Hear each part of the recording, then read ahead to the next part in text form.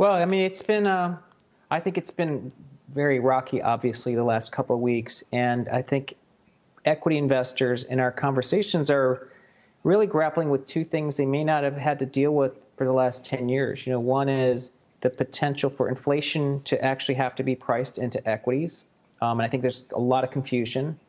And then it's a bond market that seems to be testing the Fed, which kind of scares people because, there's a difference between the bond market feeling like they can move the Fed around versus the bond market maybe having a communication issue, which I think Mohammed was suggesting. And if the latter is the case, then I think stocks will be fine. But yes, it's been rocky, and stocks are due for a correction. So I don't think we should be surprised that it's been bumpy. And Tom, what do you make of the fact that the VIX is once again climbing again? I know when it pulled back significantly on a single day, you thought that was a bullish signal. Is this a bearish one?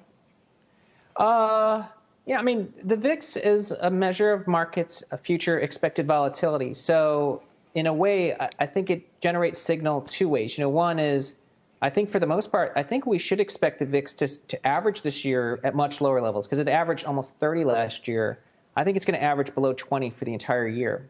So I think moving below 20 will be bullish. But what we've had in the last couple of days is a spike in the VIX. And whenever the VIX spikes like this, we know that it triggers a lot of deleveraging. So I think in a contrarian way, as ugly as today was, you have to remember this is if someone is an equity investor, with patient hands, they should take advantage of days like this. This is the days to be actually adding to their equity exposure.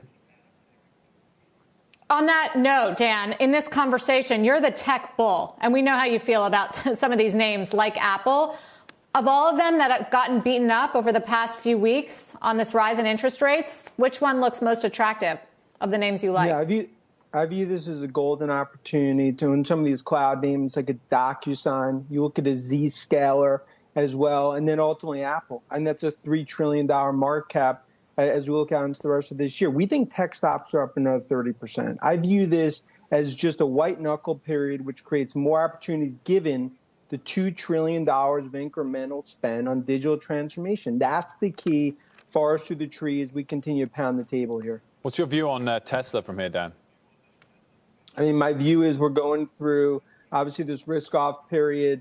You're seeing some of the worries on EV, but it's a $5 trillion market. And I view that this is a company that's going to change automotive, going from 3% penetration to 10%. And I still think this is the $1 trillion market cap. China started off rocky in January. We think that's going to be robust throughout the year. That's why in EV, that continues to be a bright green light with that as well as Tesla.